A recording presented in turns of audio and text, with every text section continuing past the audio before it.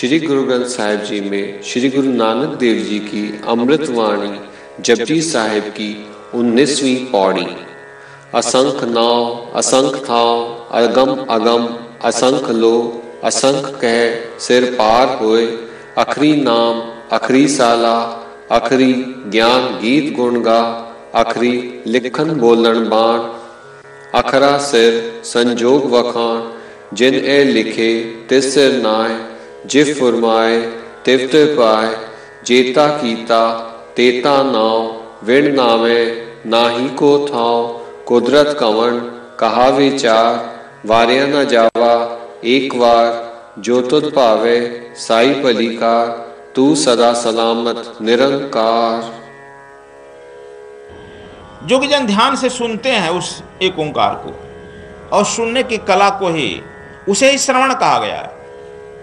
जो सुनने की ठीक कला जाए उस अक्षर की, उसको श्रवण कहा गया है। और सुनने मात्र से ज्ञान को उपलब्ध हो जाता है। इसीलिए मंदिर का निर्माण किया गया हमारे यहाँ। मंदिर का देखते हुए खास आकार का व्यवस्था किया गया है। लंबा गुंबज नुमा मंदिर होता है, छोटा होता है, अब तो बहुत विशाल विशाल बनाने लगा। उसमें जंगले नहीं होते हैं, अब तो पूरा वेंटिलेटर का प्रबंध करने लगे। तो हजारों आदमी जाते हैं उसके दर्शन के लिए। पहले के जो पुरातन मंदिर बने हैं, आप बद्रीनाथ जाते हैं देखो, केदारनाथ जाते हैं देखो, छोटे होते हैं, जंगले नहीं होते थे। यदि झरोखा बहुत छोटा होता है, झरोखा छोटा दे दिया जाता है। क्यों? जब तुम उसमें बैठकर सुनेगा, उस अक्षर का ध्यान करेगा, उस अक्षर का जब सुनेगा, तब जो है ओंकार ध्वनि गुंबिजित होगी और तुमको चारों तरफ से घेर लेगी। और जब चारों तरफ से घेर लेगी, तब वह जो है ऊपर की तरफ उठेगा। जब ऊपर की तरफ होगा तो गुंबज की तरफ रहेगा। उसी गुंबज का जो गुंबज बनाया उसी का आकार लेगा, और उस गुंबज से टकरा करके तुमको घेर लेगा, और वह चक्र सुदर्शन की तरह स्वर्णिम बन जाएगा, जिसमें तुम बिना भोजन पानी के भी अनंत काल तक समाधि में बैठा रहेगा। यह उसकी कला, इसलिए कहते हैं अक्षर। लेकिन तुम इतना समझता नहीं है, कहता कि बस अब आधुनिक बना रहा है। हम गए थे वहां सुल्तानपुर, जो मोदी खाना था, तोड़ने का था जगह, उसको तोड़ा जा रहा है। तुम लोग पड़ गए हो कि नहीं हम आधुनिक बनाएंगे। सबको उसकी व्यवस्था तोड़ तोड़ कर आधुनिक करने लगा। उसको तो धरोहर के रूप में रखो। कहते हैं कि ओंकार आदि जो जाने लिख के मिटे ताई सो माने। ओंकार कहे सब कोई जिन्हें यह लखा सो बिरला होए। कबीर साहब कहते हैं जो साधक उस ओंकार को एक बार जान लेता है, लिख कर मिट देता है, मैंने जान लिया, अनुभव कर लिया, वह करोड़ों में, बिरला मैंने करोड़ों में कोई एक हो जाएगा। वह आवागमन से मुक्त हो जाएगा। उसी को नानक देव कहते हैं उस अक्षर का ध्यान करो। अक्षर, उसको जो है स्तुति करो, और उसको ध्यान और स्तुति के लिए कुछ करना नहीं है।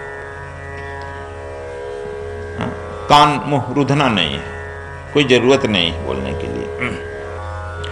अक्षर के द्वारा ही भाग का संयोग होता है।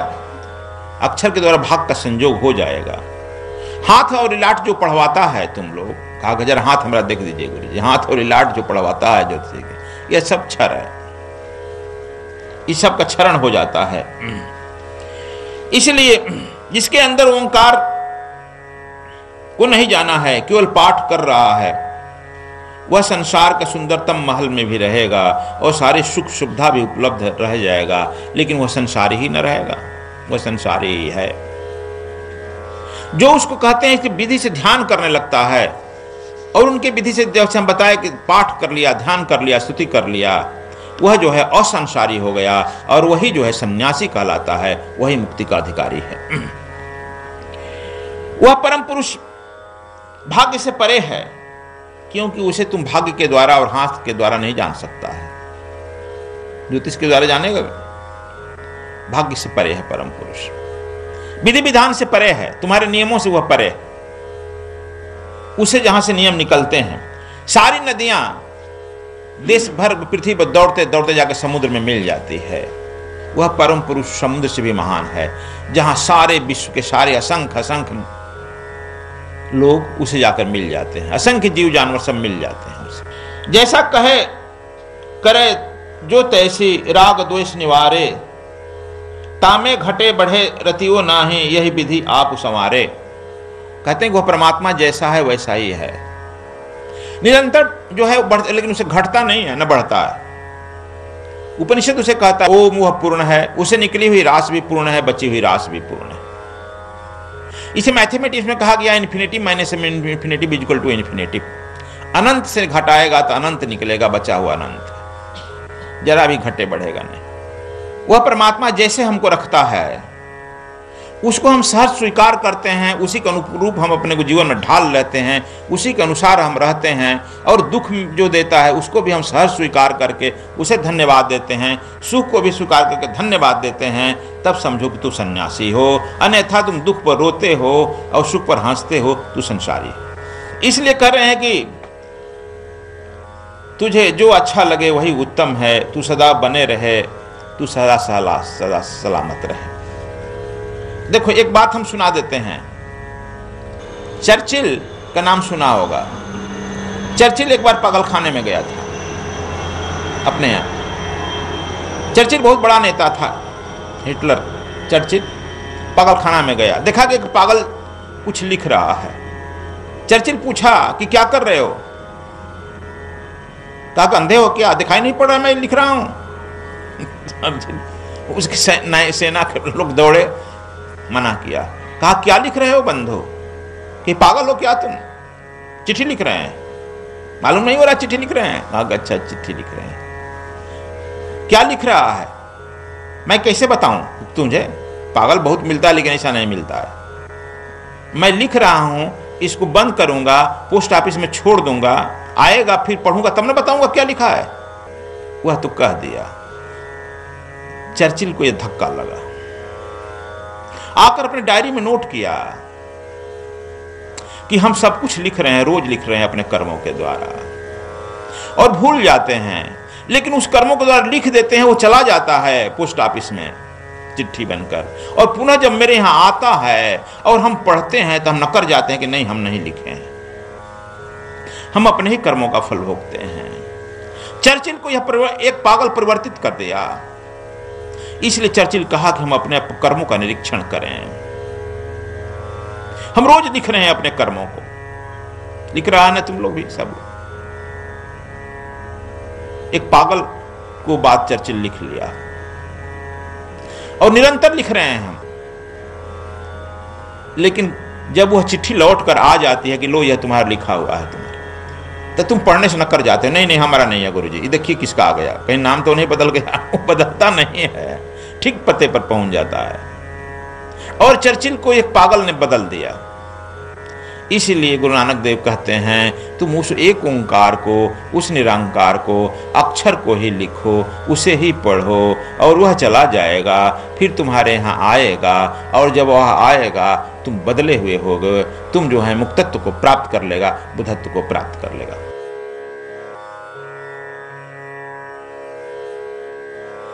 श्री गुरु ग्रंथ साहिब में श्री गुरु नानक देव जी की अमृत वाणी जपजी साहिब की 20वीं पौड़ी। परिये हाथ पैर तन दे, पानी धोते उतर सुखे, मुद पलीती कपड़ होए, ते साबुन लिए ओ तोए, परिये मत पापा के संग, हो तो पहनावे के रंग। उन्नी पापी आखर नाए, कर कर करना लिख ले जाओ, आपे बीज आपे ही खाओ, नानक हुक्मी आओ जाओ। गुरु नानक देव कहते हैं कि यदि हाथ पैर और शरीर धूल से भर जाए तो पानी से धोने पर वह साफ हो जाता है।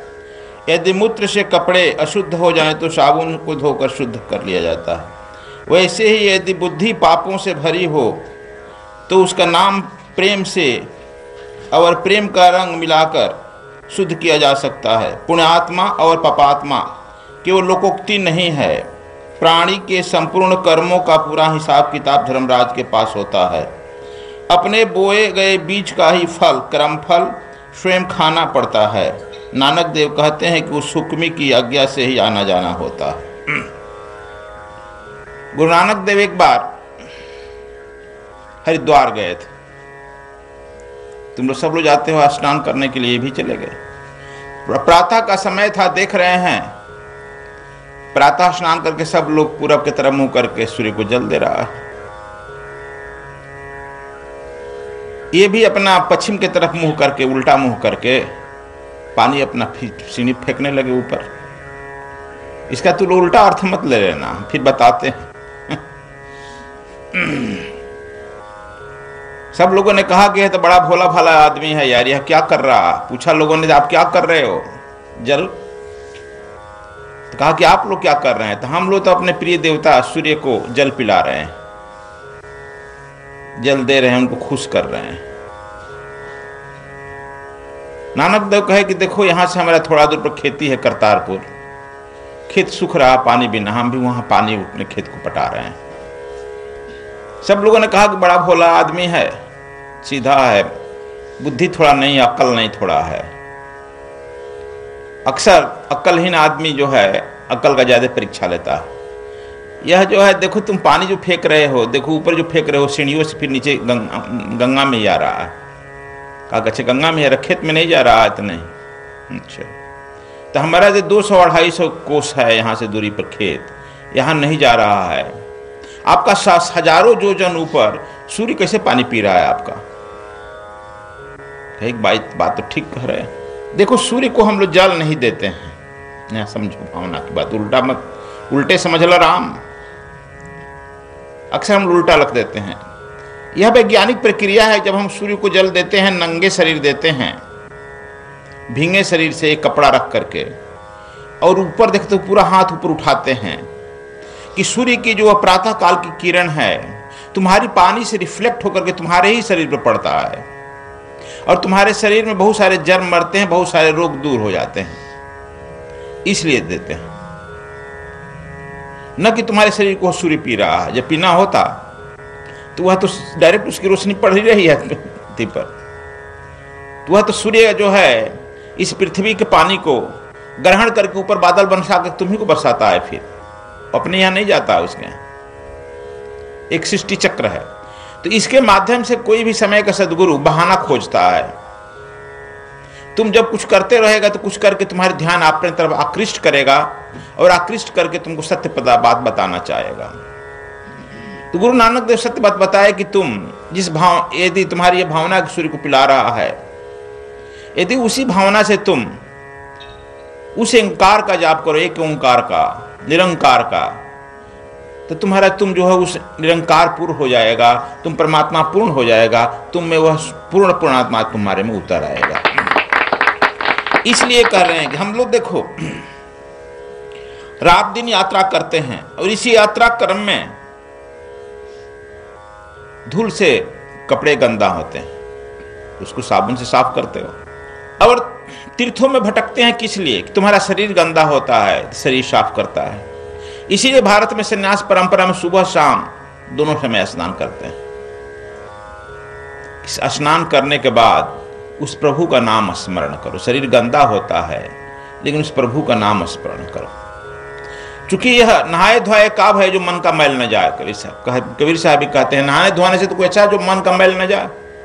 और उस नहाने से यदि तुम मुक्त हो जाता, मछलियां तो उसी में रहती है, उसको मलाह मार कर खा जाता है,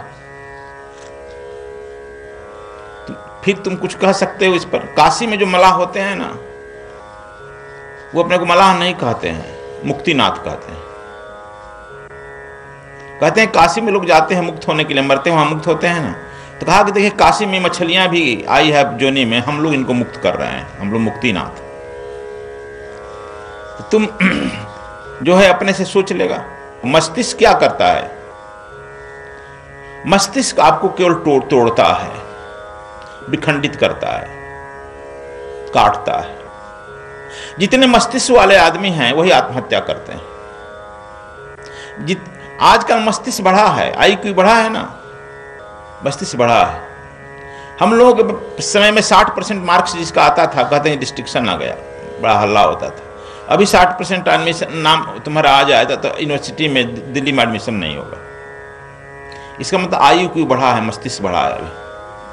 और जितना मस्तिष्क बढ़ा है, विद्वता बढ़ी है, इंटेलेक्चुअलिटी बढ़ी है, अर्थ भी बढ़ा है, पैसा भी बढ़ा है, लेकिन उतना ही दुख बढ़ा है।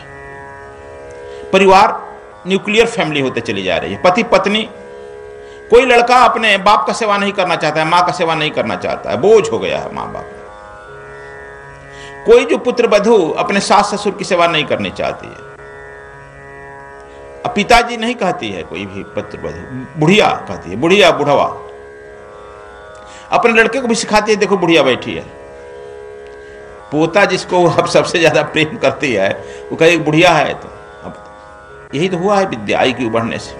मस्तिष्क का जब जब विकास होता है, विज्ञान बढ़ता है, सुख सुविधा बढ़ता है और सृष्टि का विनाश होता है।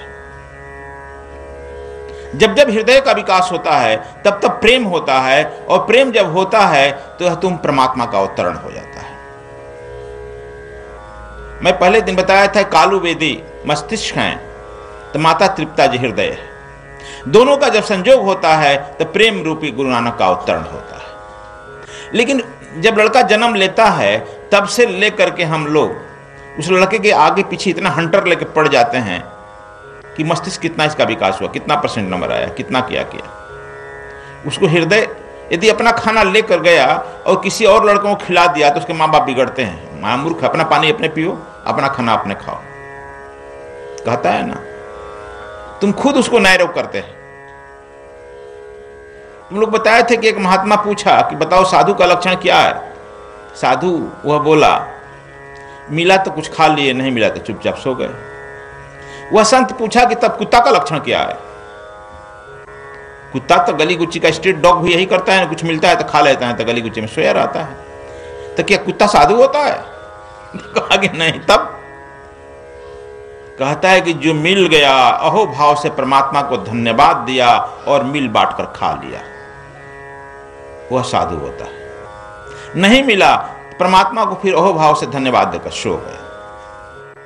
सद्गुरु स्वामी कृष्णायन जी महाराज का आगामी दिल्ली कार्यक्रम दिनांक 21 से 27 मार्च 2015 तक सद्गुरु धाम आश्रम दिल्ली में नवरात्र पर्व मनाया जाएगा। दिनांक 22 मार्च से 27 मार्च 2015 तक स्वर योग साधना शिविर आयोजित किया जा रहा है। इस विशेष साधना शिविर में सम्मिलित होने के इच्छुक साधक अपना निबंधन पूर्व में करवा लें, जिससे उनके भोजन प्रसाद एवं आवास आदि की व्यवस्था की जा सके। दिनांक 26 और 27 मार्च 2015 को दिव्य गुप्त विज्ञान की कक्षा आयोजित की जाएगी। दिनांक 27 मार्च 2015 को ब्रह्म दीक्षा और पूर्णाहुति का कार्यक्रम संपन्न होगा।